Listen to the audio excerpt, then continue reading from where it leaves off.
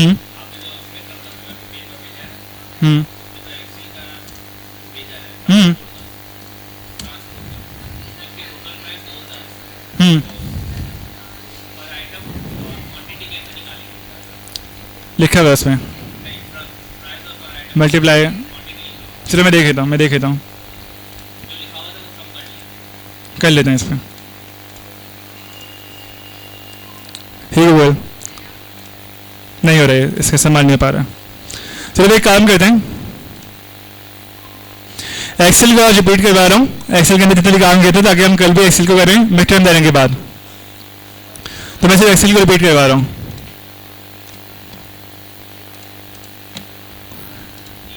तमाम लोग जिन्होंने क्लास ले चुकी है, क्लास नहीं ली है, शुरू से आखिर तक एक्सेल की तमाम चीज़ें रिपीट करवा रहा हूँ, गौर से देख लो। और साथ साथ करना चाहो तो अभी अपने कंप्यूटर खोलो और साथ साथ कर भी सकते हो, ठीक है।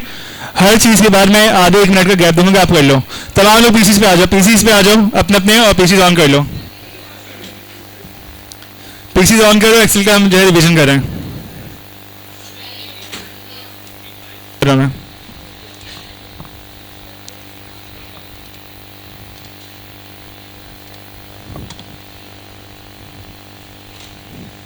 यूनिट, ठीक है, प्राइस, ठीक है। अब मुझे चाहिए है मैं हेड बना रहा हूँ।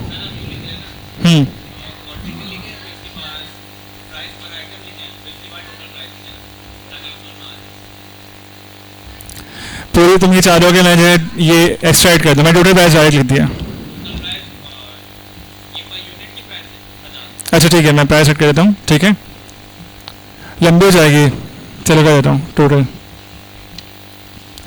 ये हो गए 5000, ठीक है, ये हो गए ये 5000 हो गए, ठीक है, और ये 1000 हो गए, ठीक है।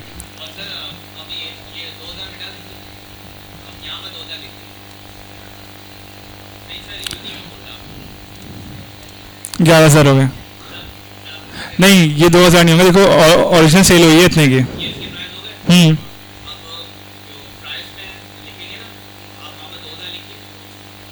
कहाँ पे, कौन सी प्राइस? 2000 एकदम। एक्चुअल क्वेश्चन बताओ मुझे।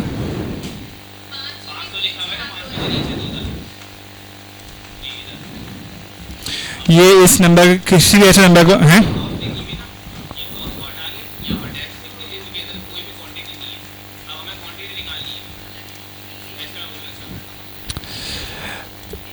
पहले तो ये 2000 नहीं लिखेंगे हम, क्योंकि इस 2000 का भी फायदा नहीं है।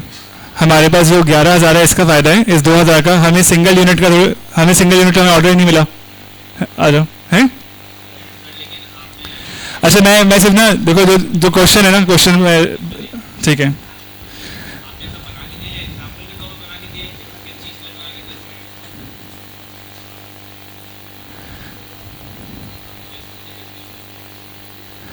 पहले सवाल था कि use formula to calculate total price for each item. तो आपने सिंपली क्या किया, आपने इन दोनों को जो है वो अपना मल्टीप्लाई किया, ठीक है, जे इंटू के कर दिया आपने, तो खुद ही आपके पास आ गया। तो पहला सवाल तो आपने क्लियर कर लिया। दूसरा calculated total money monthly expense using sum formula, तो 11,000 आ गया आपके पास कॉस्ट। तीसरा है फॉर्मेटेड टेबल बोल्ड हेडिंग, ठीक है, इंसर्ट पाई चार्ट। इसमें है क्या, रह क्या गया, इसमें सवाल ही नहीं। हाँ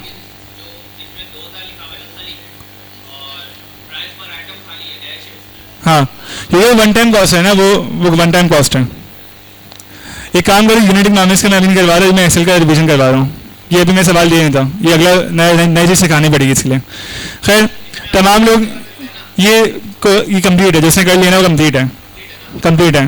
ट्रांसपोर्टेशन की कॉस्ट आपने मतलब प्लस कर दिया, ऐड कर दिया, ठीक है।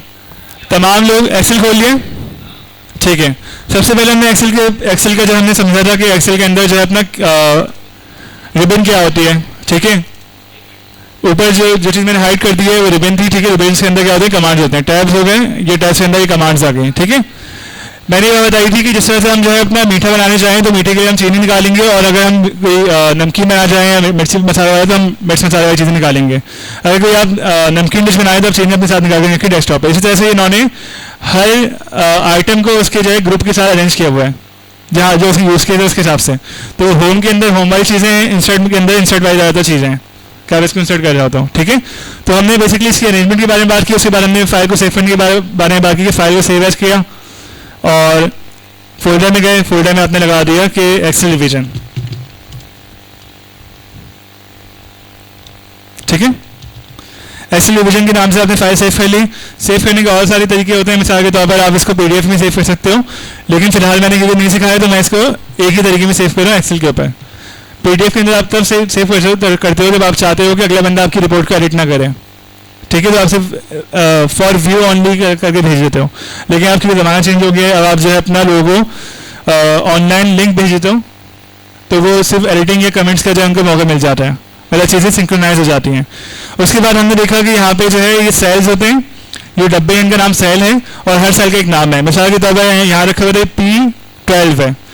नाम पढ़ना हमने किस तरह सिखाया था कि पहले हम जो है क्या पढ़ेंगे, पहले हम पढ़ेंगे कॉलम को, फिर हम पढ़ेंगे रॉ को, और ये हमें एक फॉर्मूला लगाते हुए ये नाम इस्तेमाल करने होते हैं कि हम किस सेल को किस सेल से जो है मल्टीप्लाई करें, डिवाइड करें, सब्ट्रैक्ट करें, ऐड करें। फिर हमें बताया कि हम इन तमाम सेल्स को बड़ा छोटा कर सकते हैं अपनी मर्जी के मुताबिक। तो किस तरह से हमने इसको जो है अपना, जैसे ही इसके बीच में गए यहाँ पे हमें एक साइन चेंज हो गया, पहले मूव का साइन था, फिर हमारे पास ये आ गया प्लस का टी जैसे साइन। तो इससे हम जो है इनको बड़ा छोटा कर सकते हैं, सिंगल को भी सिलेक्ट कर सकते हैं, मल्टीपल को भी। इसको हमने सिलेक्ट कर दिया, हमने अटेंडेंस शीट बनाई थी, याद है। फिर हमने बात की थी कि जो है अपने नंबर्स जो होते हैं वो अगर आप 1 2 3 लिख देते हैं तो ये पैटर्न को रिकग्नाइज कर लेते हैं, बाकी नंबर ये खुद ब खुद फिल कर देगा। आपने सिर्फ 3 नंबर सेलेक्ट किए, आपने प्लस जैसे कन्वर्ट हुआ तो आपने इसको यहाँ पे नंबर बढ़ा दिए, 20 आ गए। ठीक है, फिर हमने सीखा कि एक्सेल के अंदर हम जो है कैलकुलेटर का इस्तेमाल कर सकते हैं, एक्सेल को हम कैलकुलेटर बना सकते हैं।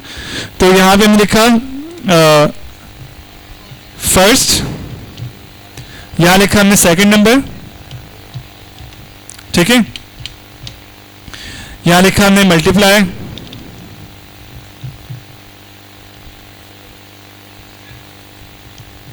यहाँ लिखा हमने डिवाइड, यहाँ लिखा हमने ऐड, और यहाँ लिखा सब्ट्रैक्ट। तो अगर हमें जो है अपना दो नंबर्स को आपस में ऐड सब्ट्रैक्ट करवाना है, ठीक है, मिसाल के तौर पर यहाँ पे 100 आ गया, यहाँ पे 50 आ गया, तो हम यहाँ पे इक्वल्स टू दबाएंगे। इक्वल्स टू क्या होता है, हाँ सॉरी एक और चीज़ होती है जो मैं सिखा रहा, इक्वल्स टू। इक्वल्स से हम हमेशा फॉर्मूला लिखना स्टार्ट करते हैं। पहला फॉर्मूला में इक्वल्स टू का हुआ है, इक्वल दबाया, इक्वल दबाने के बाद हमने लिखा कि ये C4 है, इक्वल्स टू C4। तो अब क्या होगा कि C4 के अंदर जो भी वैल्यू होगी वो उसी के बराबर हो जाएगी। यहाँ वैल्यू चेंज करूंगा तो वही वैल्यू नीचे वाले में चेंज हो जाएगी। ठीक है, और यही चीज़ मैं अगर एक्सपेंड करूंगा तो ये फॉर्मूला दूसरे भी आ गया। ठीक है, यानी मुझे फॉर्मूला दूसरी जगह लिखने की जरूरत नहीं पड़ी, मैंने सिर्फ फॉर्मूला को एक्सटेंड कर दिया। तो ये स्मार्टली क्या कहते हैं, रिकग्नाइज कर लेते हैं कि पैटर्न रिकग्नाइज कर लेते हैं कि आप चाह क्या रहे हो।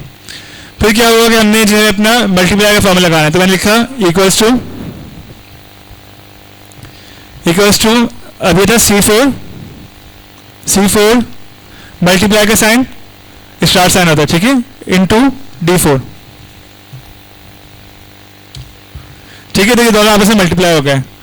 मुझे इनको ऐड, सब्ट्रैक्ट, डिवाइड और मल्टीप्लाई करने तो मैं क्या करूंगा, मैं फॉर्मूला फिर से रिपीट नहीं करूंगा, मैं सिंपली क्या करूंगा, इसको इसी फॉर्मूले को मैं कॉपी कर लूंगा। एक मिनट, C5 D5 D6 नहीं, ठीक है, कॉपी नहीं हुआ।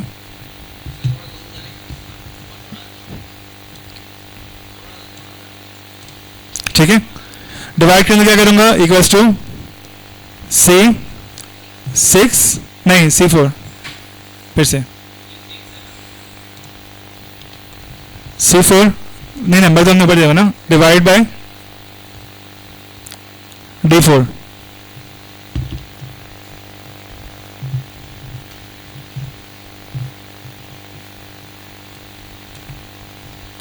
ठीक है, ये हमारे पास डिवाइड का आ गया। फिर से फॉर्मूला लिख रहा हूं मैं, अब यहाँ मैं ऐड का फॉर्मूला लगा रहा हूँ, यहाँ मैंने सिर्फ साइन चेंज कर दिया तो अभी दोनों ऐड हो जाएंगे। ठीक है, फिर सब्ट्रैक्ट के लिए भी क्या करूँगा, साइन चेंज कर रहा हूँ सिंपली, यहाँ पे मैंने माइनस का साइन कर दिया, ठीक है। इसी का हम उल्टा भी कर सकते हैं, ठीक है।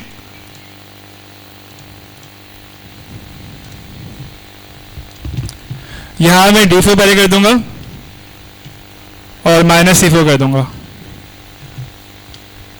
ठीक है। तो ये पहले +7 था, अभी -7 आ गया।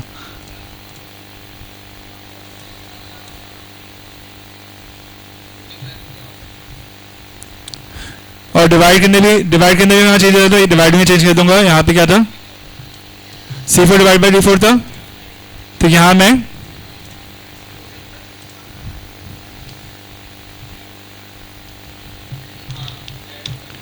D4 divide by C4।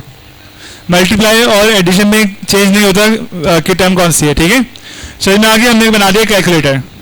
अब यहाँ मैं कोई भी टर्म चेंज करूंगा, यानी कि मिसाल के तौर पर यहाँ मैं नंबर चेंज कर रहा हूँ, 53 लिख रहा हूँ 59, ठीक है। यहाँ मैं कर रहा हूँ 85। तो देखो फॉरन क्या हो रहा है, नंबर चेंज हो रहे हैं। कौन सा बता दूँ, इक्वल में सिर्फ मैं लिखा था, इक्वल फॉर्मूला देखो ना, equal to C4, equal to C4 लिखा हुआ है कि जो C4 की वैल्यू है वो इक्वल दिखा दे। नजर आ रहा है। तो हमने क्या किया, हमने कैलकुलेटर बना दिया।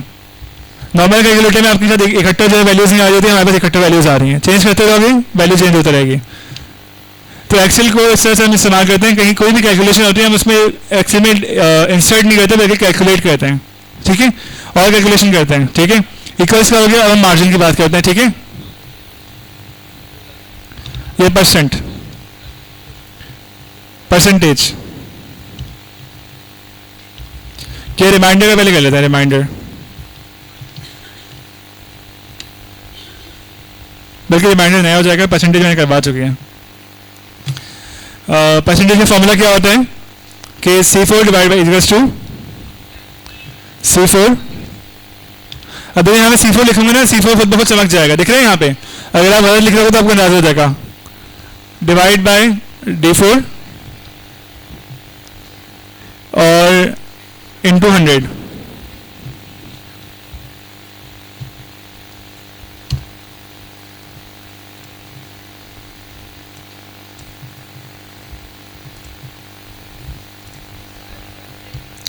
एक मिनट, ब्रेक चाहिए, बस दे रहा हूँ ब्रेक, ठीक है। यहाँ पे क्या है, क्योंकि ये वैल्यू बड़ी थी, अगर ये वैल्यू छोटी होगी, मिसाल के तौर पर 65 है, यहाँ पे 85 है, तो 100 से नीचे आ जाएगा। परसेंटेज का मतलब ये होता है कि 100 में से कितने, तो यहाँ देखो 76% है ये अमाउंट, इसका 76% है। परसेंटेज हम इस्तेमाल कर रहे होते हैं कहाँ पे, हम मार्जिन निकालने के लिए, ठीक है, कितने मार्जिन है, ठीक है। इसका उल्टा भी निकलता है, यानी हमारे पास अभी 67% आई ना, हमें देखना है कि भाई डिफरेंस कितने हैं। तो हमने क्या किया,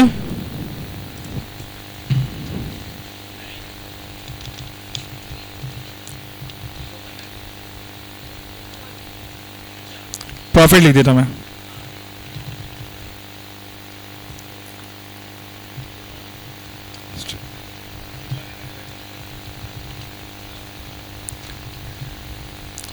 तो अब क्या होगा, सेल में से कॉस्ट को माइनस करूंगा मैं,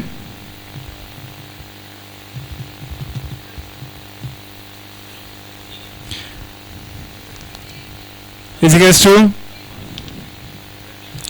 D4 पहले कॉस्ट आएगी, ठीक है, माइनस C4। साथ साथ कर रहे हो, नहीं कर रहे, हद होती है, मतलब आता है। टेस्ट ले लो, कल मुश्किल टेस्ट ले लो, ठीक है, ठीक है। अब यहाँ पे हमारे पास ना डिफरेंस आ गया है, लेकिन मुझे एक्स्ट्रा ऐड करने इसके अंदर।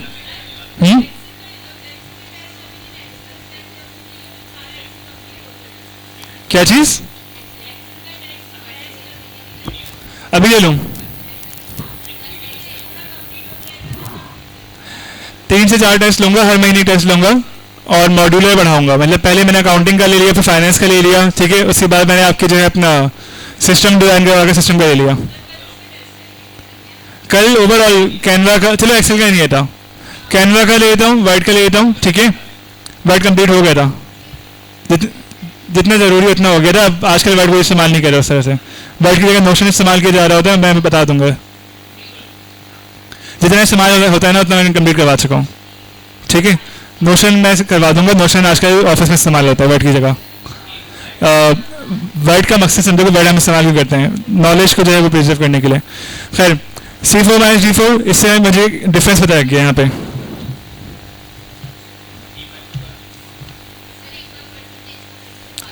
करवा रहा हूँ।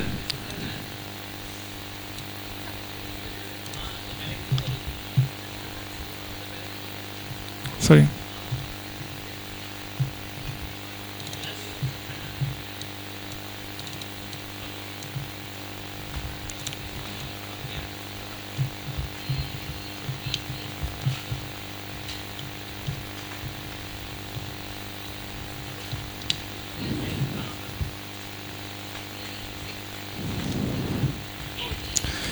अगर हमें कैलकुलेट कर देना प्रॉफिट कितना आ रहा है, अब तो यहाँ पे सेम वही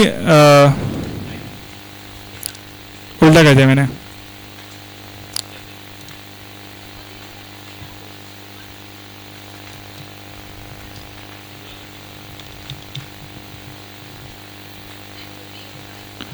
डिवाइड बाय D4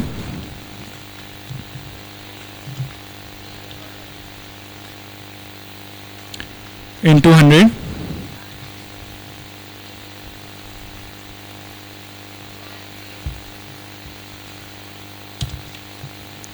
ठीक है।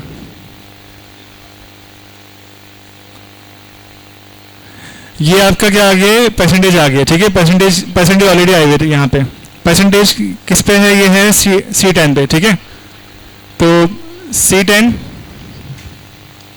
100 माइनस C10 करोगे तो प्रॉफिट मार्जिन आ जाएगा 100 माइनस C10। ठीक है,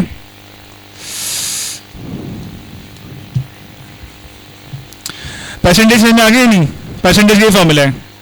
परसेंटेज क्या है, cost divide by sale into 100, ये परसेंटेज का है। ठीक है, हाँ वीडियो बन रही है। अगर मुझे मार्जिन निकालना है कितना प्रॉफिट बन रहा है तो मैं क्या करूंगा, जो परसेंटेज आई है ना, परसेंटेज को उठाऊंगा और 100 को माइनस करता हूँ परसेंटेज से, तो खुद ब खुद मेरे पास आ जाएगा कि मेरा मार्जिन जो है वो 23% का मार्जिन है। अच्छा ठीक है, इसको मैं अलग से करवा दूंगा। हैं, अच्छा मैं रिपीट कर देता हूँ। हमने किया मल्टीप्लाई, मल्टीप्लाई में किसी का मसला है, डिवाइड में किसी का मसला है, ऐड में, सब्ट्रैक्ट में, इक्वल्स टू में, परसेंटेज में। परसेंटेज में क्या है कि आपको एक वैल्यू को डिवाइड करना दूसरी वैल्यू से, उसे मल्टीप्लाई करना है 100 पे। ठीक है, यूजुअली क्या होती है, जो छोटी वैल्यू होती है उसका आप डिवाइड करते हैं बड़ी वैल्यू से। ठीक है, छोटी डिवाइड बाय बड़ी वैल्यू इनटू 100, परसेंटेज आ जाएगी आपके पास। डिफरेंस और माइनस एक ही चीज़ होती है, डिफरेंस और माइनस एक ही चीज़ होती है। ठीक है, प्रॉफिट किस तरह से किया, मैंने 100 को माइनस कर दिया, सॉरी 100 माइनस परसेंटेज, यानी मुझे 76 का उल्टा चाहिए तो मार्जिन आ जाएगा मेरे पास। बिल्कुल बिल्कुल, यानी मैंने कितने परसेंट मार्जिन उठाया है, समझ में आ गया। 100 माइनस परसेंटेज, तो मुझे मार्जिन पता लग जाएगा।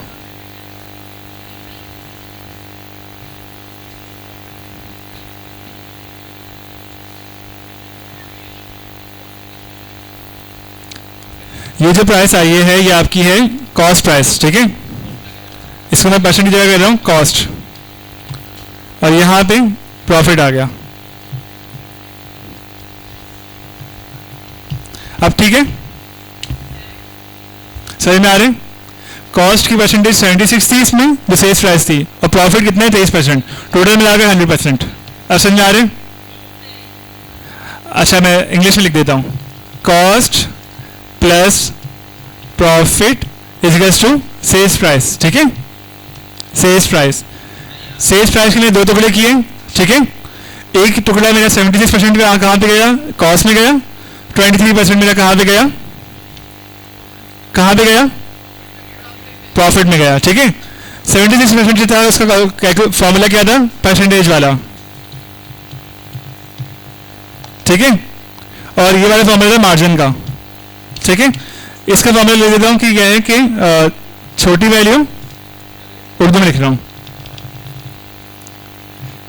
छोटी वैल्यू डिवाइड बाय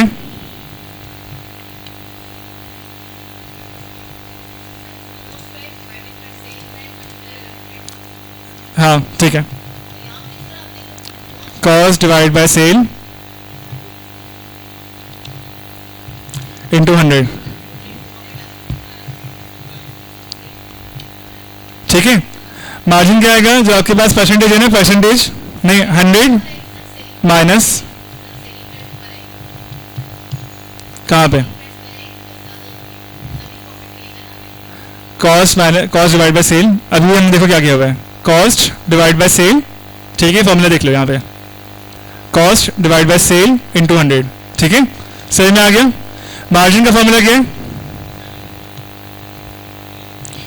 मार्जिन अगर पता रखना है किस प्रोडक्ट में मार्जिन ज़्यादा या कम है, तो परसेंटेज आएगी, उसको आप जो है 100 से माइनस कर दोगे, 100 माइनस परसेंटेज, तो आपके पास मार्जिन आ जाएगा, ठीक है। यहाँ तक सीखा था, उसके अलावा क्या सीखा था हमने एक्सेल में, एक्सेल में हमने सेल्स फोरकास्टिंग की थी, याद है।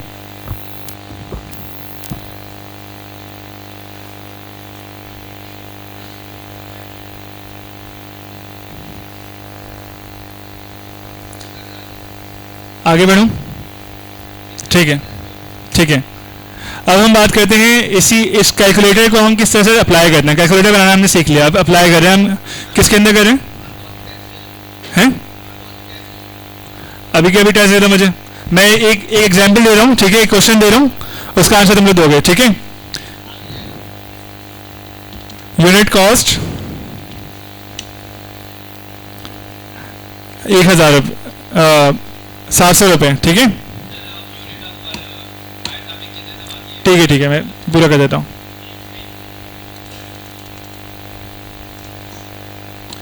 एक बेसिक टेस्ट है, इससे मुझे अंदाजा होगा तुमने सीखा कि नहीं सीखा।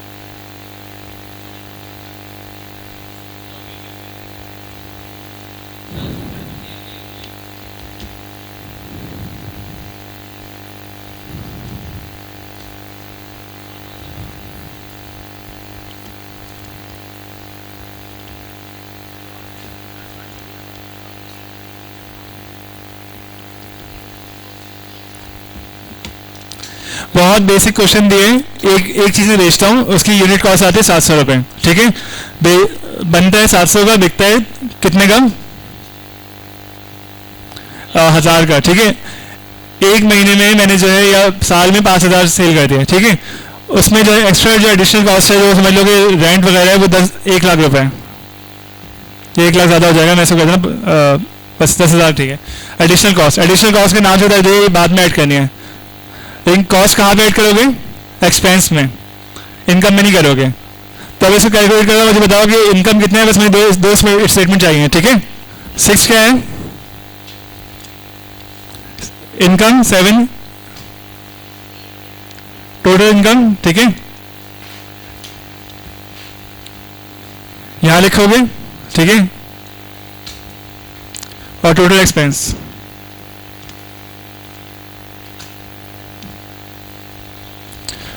जो फॉर्मूला लगनी चाहिए वाले फॉर्मूला लगाओ और मुझे बताओ कि मेरी इनकम कितनी है और मेरी एक्सपेंस कितने हैं।